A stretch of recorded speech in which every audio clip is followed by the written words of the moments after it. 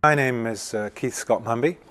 I'm a British MD, but I've lived here in the United States for 5 years now.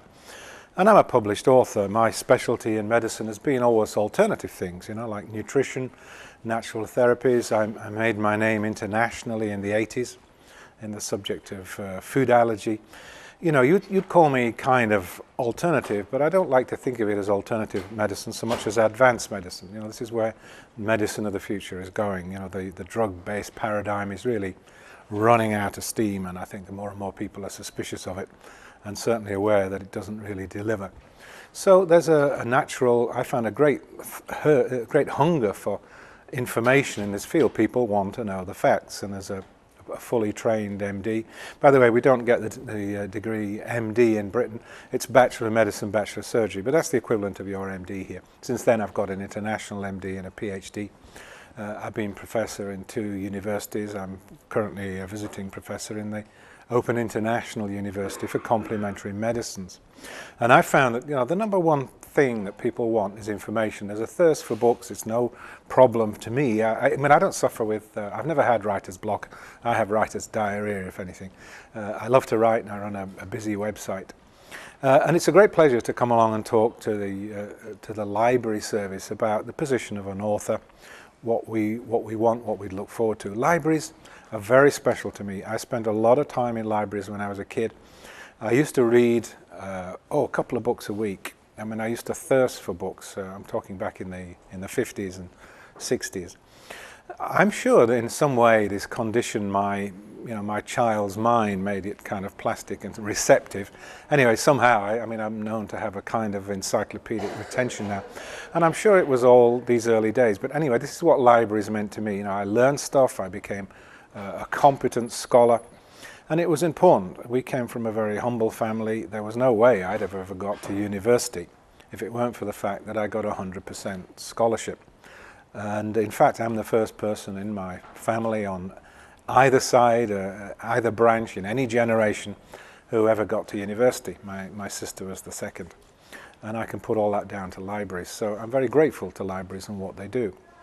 And of course, libraries are famously the home of books, so authors are interested in libraries, and we'd like to work with libraries, but it has to be a success. It can be very depressing if it doesn't work, so we need to understand each other, and I've just got 1 or 2 comments that I would perhaps make. I think probably the number one thing that I'd look for with a library is just simply good communication. If I've had one problem, it's that people don't really listen to what I'm telling them about what I do. They hear the word professor, or they see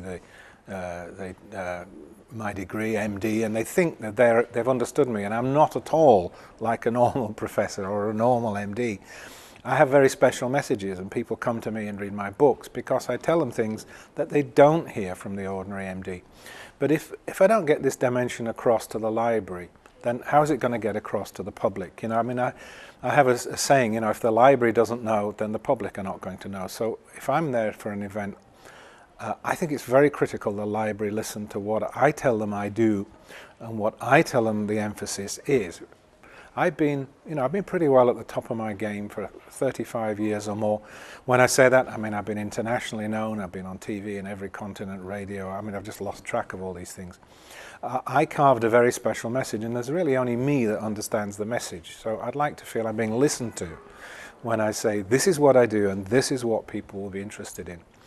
And there's nothing more annoying than to send out a typed-up release to a library saying, these are the things you should emphasize, maybe say this on the poster. And it's completely ignored. It goes down to something like Professor Keith will be talking about diet.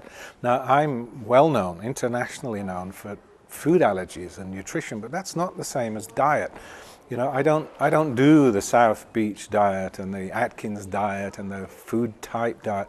In fact, my message is completely the opposite, which is none of these work for everybody. There's only one diet that really does work, and that's your own personal correct diet, where you figure out what your personal good and bad foods are. I put my 30-odd years, nearly 40 years of experience into a book that's called Diet Wise.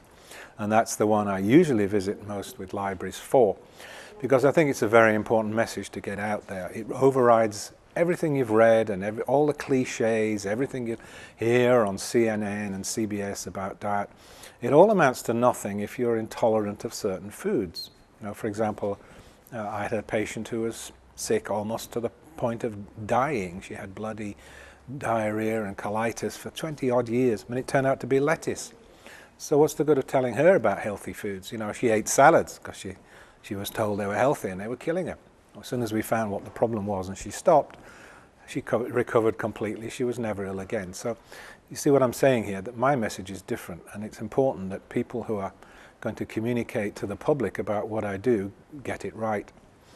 The other, I mean, I published almost a dozen books over the years, but there are two very current here in the USA.